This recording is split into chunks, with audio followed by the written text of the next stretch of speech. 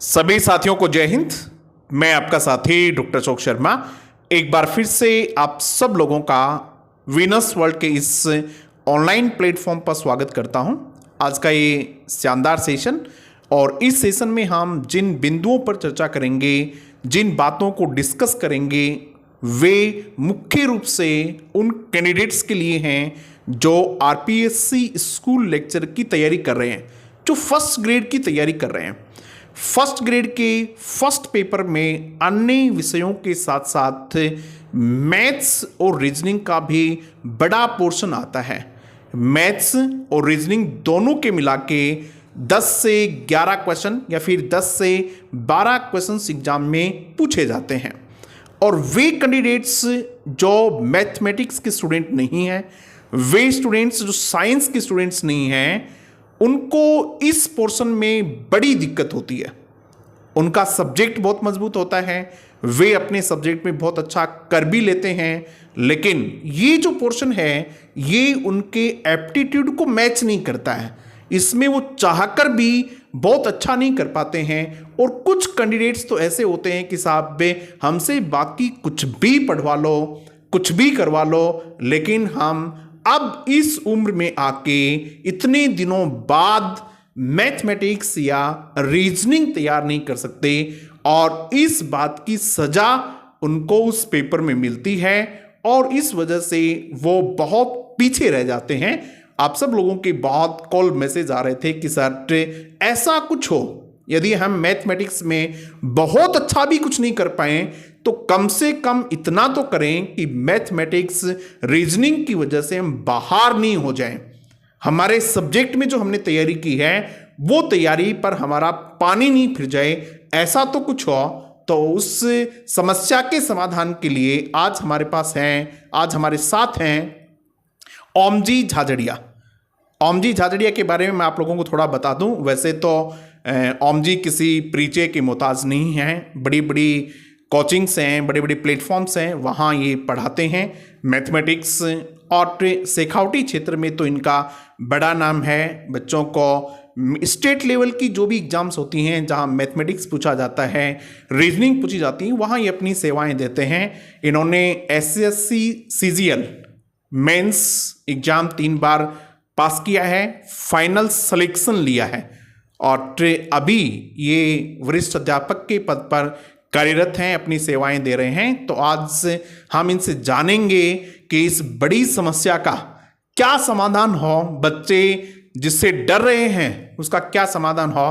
तो मैं अब माइक के ओमजी को देता हूं। ओमजी आपको थोड़ा सिलेबस के बारे में बताएंगे और फिर उस सिलेबस को किस प्रकार से ठीक ढंग से तैयार कर लिया जाए, इन सब बातों के लिए मैं अब ओमजी को आमंत्रित करता हूं। ओमजी। धन्यवाद अशोक जी सर। आप सभी साथियों का विनर्स वर्ल्ड के ऑनलाइन प्लेटफॉर्म पर हार्दिक स्वागत है। जैसा कि सर ने आपको बताया कि गणित विषय और रीजनिंग जो विषय है वो प्रथम श्रेणी के स्कूल लेक्चरर भर्ती परीक्षा में काफ़ी कठिन विषय के तौर पर देखा जाता है। और जो विद्यार्थी अलग अलग विषय जैसे हिंदी है, ज्योग्राफी है, पॉलिटिकल साइंस है, अलग अलग आर्ट्स के जो विषय हैं उनसे रिलेटेड विद्यार्थियों के लिए ये एक भारी समस्या रहती है।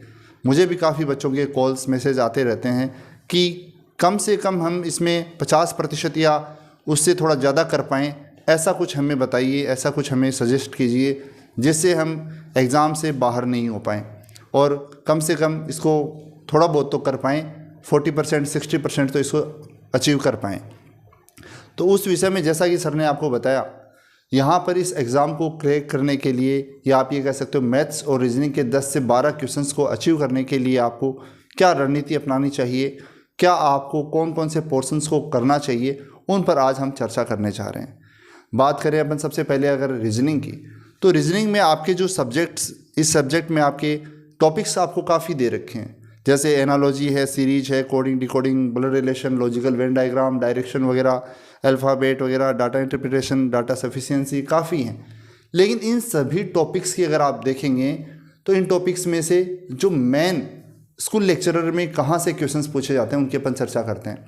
सबसे पहले मैं आपको बताना चाहूँ कि जैसे रीजनिंग में सीरीज श्रेणी का जो टॉपिक है वो सबसे इम्पोर्टेंट टॉपिक में आता है। आप स्कूल लेक्चरर ही नहीं सर, आप आरपीएससी के द्वारा आयोजित की जाने वाली आरएएस भर्ती परीक्षा भी अगर देखें तो उसमें भी रीजनिंग पूछी जाती है, और उसमें कंपलसरी एक मानो आप रीजनिंग का सीरीज का क्वेश्चन मस्ट आता है। सीरीज बहुत इंपॉर्टेंट टॉपिक है, और आप पीछे के फर्स्ट ईयर के पेपर्स को उठा के अगर देखेंगे तो आपको कंटिन्यू एक एक क्वेश्चन लगभग मिलेंगे। इसके साथ ही अपन देखें तो दूसरा टॉपिक आता है ब्लड रिलेशन।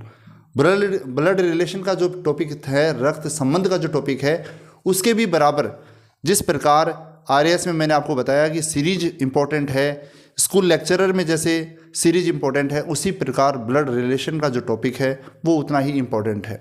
इसके साथ अपन बात करें तो कुछ टॉपिक्स ऐसे हैं जिनसे 1 बाय 1 कभी पूछ लेते हैं, कभी नहीं पूछते हैं। जैसे मान लो कोडिंग डिकोडिंग है, इंपॉर्टेंट टॉपिक है। इसी के साथ वेन डायग्राम अच्छा टॉपिक है, continue RAS lecturer. Venn diagram पे ओम जी मुझे लगता है कि वेन डायग्राम पे अक्सर क्वेश्चन पूछा जाता है, और वेन डायग्राम को ठीक से समझा भी जा सकता है।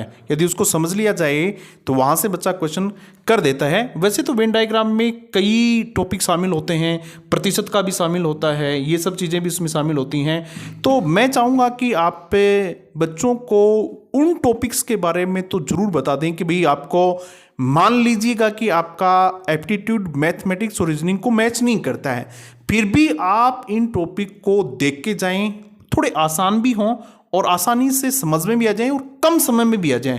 ऐसे टॉपिक्स को तो जरूर अपन आज से चर्चा करें, और उनको थोड़ा सा बताओ भी कि भाई इसमें किस प्रकार का क्वेश्चन अक्सर पूछा जाता है, ताकि वो थोड़ा समझ सके बच्चा। जैसा कि सर ने बताया, आपको ऐसे टॉपिक्स मैं बिल्कुल बताऊंगा जो आप इजीली कर पाएंगे। सबसे पहले सर ये रहता है इसमें कि आप अपने मन से भय को निकालो।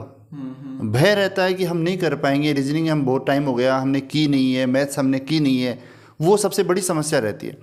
आपको मैं सच बताऊं तो रीजनिंग में आपको कुछ नहीं करना है। करना क्या आपको, सिर्फ प्रैक्टिस।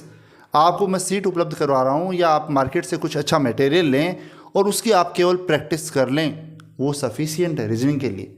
आपको उसमें कुछ सीखने की ज़रूरत नहीं है, कुछ है ही नहीं उसमें, तो सीखेंगे क्या आप। सीरीज की अगर बात करें तो 4-5 मेथड्स हैं। एक तरीका रहता है, एक सिंपल तरीका रहता है कि आपको सीरीज किस प्रकार से सॉल्व करनी है।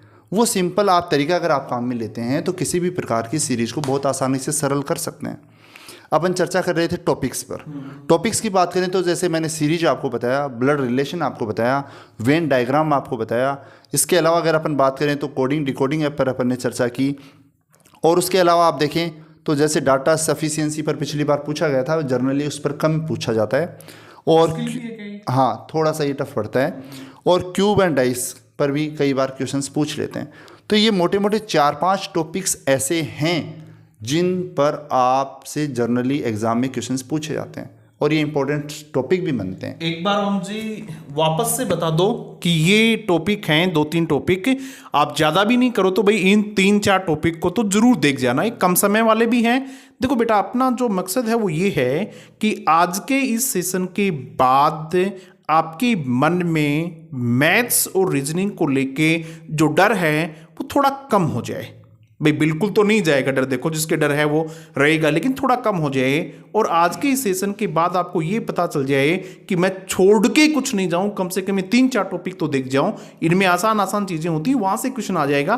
तो 2-3 क्वेश्चन, 4-5 क्वेश्चन का यदि मानो 10-11 क्वेश्चन आते हैं और उसमें से आपके 5 या 6 क्वेश्चन भी सही हो गए तो बहुत बड़ा फायदा आपको इसमें मिलेगा। ओम जी बिल्कुल सर, इसमें मैंने जैसे आपको बताया, आप series, blood relation, Venn diagram, cube dice और कोडिंग डिकोडिंग, ये 5 टॉपिक्स तो ऐसे हैं जो इजी भी हैं, आप आसानी से इनको कर भी सकते हैं।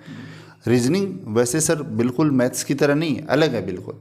आपको इसमें कुछ रटने की ज़रूरत है, कुछ फॉर्मूला याद करने की ज़रूरत, कुछ ऐसा कुछ नहीं है। आपको यहाँ पर केवल आपकी समझ का काम में लेनी है, और वो समझ जब आप धीरे धीरे कुछ प्रैक्टिस करते हैं, 150 क्वेश्चंस आप सोल्व करते हैं, तब आपकी वो समझ है वो और डेवलप हो जाती है। आपको ये जब सीरीज पर मैं बताऊं तो काफ़ी टाइप की सीरीज होती हैं, लेकिन जैसे जैसे आप 150 सीरीज निकाल लेते हैं तो आप उसमें पारंगत होने लगते हैं। फिर आप उसके बाद ये देखते हैं कि सीरीज तो वही रिपीट हो रही हैं, वही सेम की सेम जो थ्योरी है वही चल रही है, सभी सीरीज में एक ही थ्योरी चलती है। तो उसको आप जैसे जैसे प्रैक्टिस करेंगे तभी आप उनको समझ पाएंगे। लेकिन आप मोटे मोटे ये 4-5 टॉपिक्स करके भी 4-5 क्वेश्चंस रीजनिंग के आराम से सही कर सकते हैं। उसके बाद अपन बात करते हैं सर रीजनिंग मैथ्स पे। मैथ्स में सबसे पहले अपन बात करें तो स्टैटिक्स पर बात करते हैं, सांख्यिकी। सांख्यिकी से लगभग 2 से 3 क्वेश्चंस एग्जाम में पूछे जाते हैं। काफ़ी बार इसमें से एक थ्योरेटिकल क्वेश्चन पूछ लिया जाता है, और जैसे प्राथमिक आंकड़े, द्वितीयक आंकड़े सांख्यिकी से मतलब ओम जी, सांख्यिकी क्या है थोड़ा सा समझाइएगा, क्योंकि हमारे जो बच्चे हैं, मुझे जो सुनते हैं वो बच्चे इंग्लिश के बच्चे ज़्यादा हैं, और मैं खुद इंग्लिश का स्टूडेंट हूँ, तो मेरा भी मैथ्स में, आप तो जानते हैं ओम जी मेरी क्या हालत रही है मैथ्स में, तो RS नहीं बन पाने में मैथ्स का भी बड़ा योगदान रहा है। तो मैं समझ सकता हूं कि इंग्लिश वाले बच्चों की मैथ्स कैसी रहती है, इसलिए आप थोड़ा खोल के चीज़ों को बताएं कि भाई सांख्यिकी से क्या है और उसमें कैसे क्वेश्चन आ जाएं और क्या क्या बच्चा उसमें कर ले। स्टैटिक्स में सर सांख्यिकी में क्या रहता है कि एक तो थ्योरेटिकल पार्ट ज़्यादा रहता है। थ्योरेटिकल पार्ट में से काफ़ी बार क्वेश्चंस एग्जाम में पूछ लिए जाते हैं। दूसरा ये रहता है उसमें माध्य है, माध्यिका, बहुलक, मतलब माध्य है उसमें एवरेज, औसत, कंप्लीट औसत आ जाता है उसमें। उसके अलावा माध्यिका और बहुलक का छोटा सा पार्ट और भी रहता है जो औसत के बराबर का ही रहता है लगभग। तो थ्योरेटिकल और कुछ ये जो आपका मैथमेटिकल पार्ट है, ये दोनों मिलाकर ये स्टैटिक्स आपकी मतलब ये मिड मोड मीडियन वाला पोर्शन है। बिल्कुल मिड मोड मीडियन वाला है ना, तो ये मुझे लगता है कि ये आसान मामला है। यहाँ यदि थोड़ा ठीक से तैयार कर लिया जाए तो यहाँ से क्वेश्चन बन सकता है। यानी बेटा आप बाकी चीज़ें नहीं देखें तो मैथ्स में एक तो ये मेरी भी राय है कि मीन मॉड मीडियन ये जरूर देख जाना एक बार, तो यहाँ से आपका मामला एक क्वेश्चन का पक्का बन जाएगा। एक क्वेश्चन आता होगा यहाँ से, 2 से 3 क्वेश्चन यहाँ से आते हैं, तो ये मामला आपका यहाँ से ठीक हो जाएगा। और ओम जी लगभग 2 क्वेश्चन, कम से कम 2 क्वेश्चन आसानी से यहाँ से पूछे जाते हैं। उसमें भी सर क्या रहता है कि जैसे मीन मोड मीडियन 3 हो गए, तो मीन औसत है वो सबसे इंपॉर्टेंट रहता है। औसत में से एक क्वेश्चन लगभग पूछा जाता है, तो औसत तो एक मीन का तो एक क्वेश्चन हो गया। दूसरा जो क्वेश्चन है वो या तो थ्योरेटिकल पार्ट में से पूछ लिया जाता है, या फिर मोड और मीन मोड मीडियन तीनों के मिक्स पर आधारित एक आता है, तीनों के संबंध पर एक आधारित क्वेश्चन पूछा जाता है। वहाँ से भी एग्जाम में काफ़ी बार, मैं सिर्फ आपको फर्स्ट एड की नहीं कह रहा, मैं आप RPSC का कोई भी एग्ज़ाम उठा के देख लें आप, और जिसमें स्टैटिक्स आपको मिलेगा उसमें आपको मीन मोड मीडियम के तीनों के रिलेशन पर आधारित क्वेश्चन एग्जाम में जरूर देखने को मिलेगा। तो ये इस प्रकार आप सांख्यिकी, हाँ पार्ट बहुत छोटा है, पार्ट बहुत छोटा है, आसानी से आप इसको कवर भी कर सकते हैं, और इसमें 2 से 3 क्वेश्चंस को आप आसानी से सरल कर सकते हैं, उनको 2 से 3 क्वेश्चंस में आप नंबर बना सकते हैं। उसके बाद अपन बात करें आगे, तो आप मैथमेटिक्स जो है आपकी सेकेंडरी लेवल की, ये पार्ट टफ पड़ता है बच्चों के लिए, क्योंकि ये काफ़ी टाइम छोड़े हो गया। मैथ्स को 10वीं के बाद नॉर्मली काम कम ही पड़ता है आर्ट्स वाले बच्चों के लिए। तो इस पार्ट्स को, इसमें भी आपको कुछ सेलेक्टेड मैं टॉपिक्स बताऊंगा, उन सेलेक्टेड टॉपिक्स को करके ही आप 2-3 क्वेश्चंस को निकाल सकते हैं। मैथमेटिक्स सेकेंडरी लेवल का जो पार्ट है, इसमें आपको मैं बताऊं तो एक तो इसमें घातांक का जो टॉपिक है, घातांक का laws of exponents on real numbers, घातांक से रिलेटेड जो क्वेश्चंस बनते हैं उनमें से लगभग एक क्वेश्चन एग्जाम में पूछा जाता है। उसके बाद दूसरा क्वेश्चन जो बनता है वो पॉलिनोमियल, बहुपद पर आधारित क्वेश्चन बनता है, आप पुराने पेपर्स उठा के देख सकते हैं। और तीसरा जो क्वेश्चन बनता है वो काफ़ी बार इसमें से पूछ लेते हैं, लीनियर इक्वेशंस इन 2 वेरिएबल्स, 2 चरों की रैखिक समीकरण, उस पर आधारित क्वेश्चंस भी बनता है। मैं इस सेकेंडरी लेवल मैथमेटिक्स में आपको ज़्यादा ये नहीं कहूँगा कि आप पूरा कवर करें, क्योंकि ये पार्ट थोड़ा बच्चों के लिए, आर्ट्स वालों के लिए टफ पड़ता है। यहाँ पर आप 2-3 टॉपिक्स को, पॉलिनोमियल, लीनियर इक्वेशंस इन 2 वेरिएबल्स और घातांक, इन 3 टॉपिक्स को आप देख लें।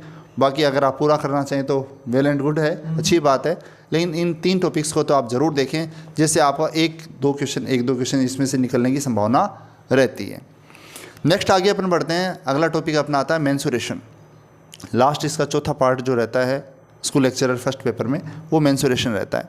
मेंसुरेशन सर वैसे देखें तो काफ़ी वाइड है, क्योंकि 10th के बाद क्षेत्रफल, आयतन वगैरह, इनका कन्वर्जन का इनका अपना काम ही नहीं पड़ता है। लेकिन यहाँ पर देखें तो इसमें बिल्कुल आपकी समझ काम करती है। एक तो इस मेंसुरेशन को कवर करने का तरीका क्या है। मेंसुरेशन आप पहले सभी डायग्राम्स जो भी आपकी 3D आकृतियाँ हैं, इसमें इनके केवल 3D आकृतियाँ हैं, घन, घनाभ, शंकु, बेलन, गोला, इन 3D आकृतियों की आप समझ को विकसित करें। आपको आकृतियों के बारे में पूरा क्लियर होना चाहिए। एरिया क्या होता है, वॉल्यूम क्या होता है, ये आपको बिल्कुल क्लियर होना चाहिए। उसके बाद अपन बात करें तो आपको यहाँ पर क्या क्या पूछा जा सकता है, यहाँ पर इन देखो सभी आकृतियों के क्वेश्चंस को आपको अलग अलग बांटने की ज़रूरत नहीं होती। आप सभी को एक समान लेके चलें, सभी आकृतियों को समझ लें और उनके क्षेत्रफल और आयतन किस प्रकार निकलता है उनके फॉर्मूलाज को थोड़ा सा एक बार आप अच्छे से देख लें।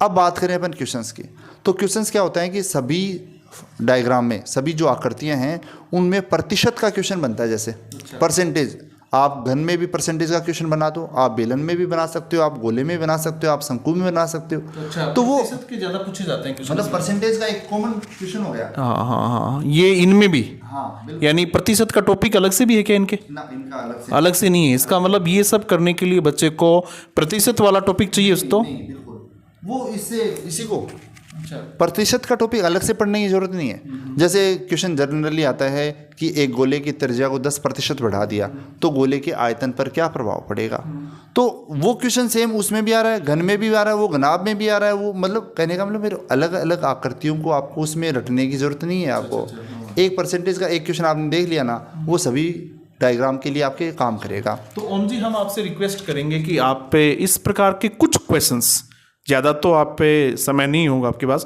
लेकिन कुछ क्वेश्चंस आप पे इनसे कैसे क्वेश्चन बन सकते हैं, हर टॉपिक से 2-2 3-3 क्वेश्चन, ज़्यादा भी नहीं, तो आप पे हमारे बच्चों को हमारे टेलीग्राम चैनल पर एक बार डाल दें। और मैं बता देता हूं आप लोगों को कि हमारा Telegram channel doctor Ashok Sharma English है। आपने यदि वो ज्वाइन नहीं किया तो ज्वाइन कर लें। मैं ओम जी से रिक्वेस्ट करूंगा कि ओम जी उस टेलीग्राम चैनल पे हमें कुछ क्वेश्चंस दे दें ताकि आपको थोड़ा सा इसका अंदाज हो जाए किस प्रकार के क्वेश्चंस हैं। हाँ जी।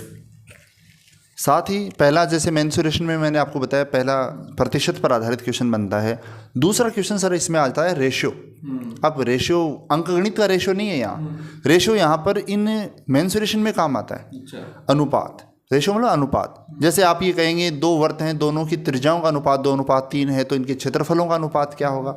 दो शंकु हैं, उसमें भी वही क्वेश्चन बनता है। दो बेलन में भी वही बनता है, दो घन में भी वही बनता है, दो घनाभ में भी वही बनता है। कहने का मतलब ये बच्चों को टॉपिक लगता टफ है, लेकिन अगर आप इसको समझ के सरल करते हैं, समझ के इनकी प्रैक्टिस करते हैं, एक प्रॉपर वे से करते हैं, तो आपके लिए टॉपिक ईजी हो जाता है। बाकी जनरली मैंने ये देखा है बच्चों को ये रहता है कि सर सूत्र याद नहीं हो रहे टॉपिक।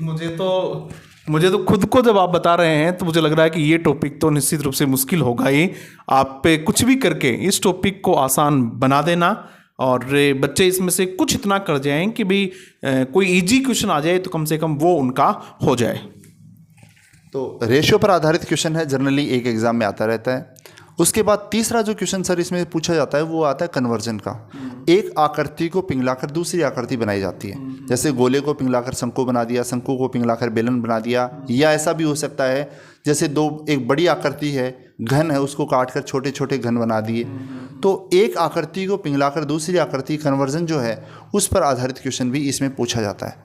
तो मोटे मोटे बेसिकली इसमें से क्वेश्चंस की लिमिट, मेंसुरेशन क्या है, वाइड टॉपिक है, लिमिट नहीं है। मैं ये नहीं कहता बहुत लिमिट है, लेकिन जो स्टूडेंट ये देखता है कि मैं 5-7 क्वेश्चंस निकाल लूँ, तो उनके लिए ये रहता है कि वो रेशियो, प्रतिशत और इसमें कन्वर्जन पर आधारित क्वेश्चंस को तो कम से कम उनको देख ले, तो जिससे उसको संभावना ये बनती है कि वो 1-2 क्वेश्चन उसमें से भी निकाल पाए।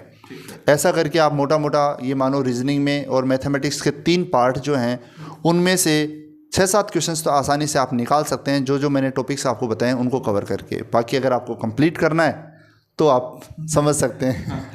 भाई कंप्लीट करना है तो वो एक अलग तरीका होता है उसका, बाकी इतना करके भी आप अपना काम चला सकते हैं। और मुझे लगता है कि आज की जो हमारी वार्ता हुई है इससे निश्चित रूप से आप लोगों को कुछ हेल्प मिलेगी।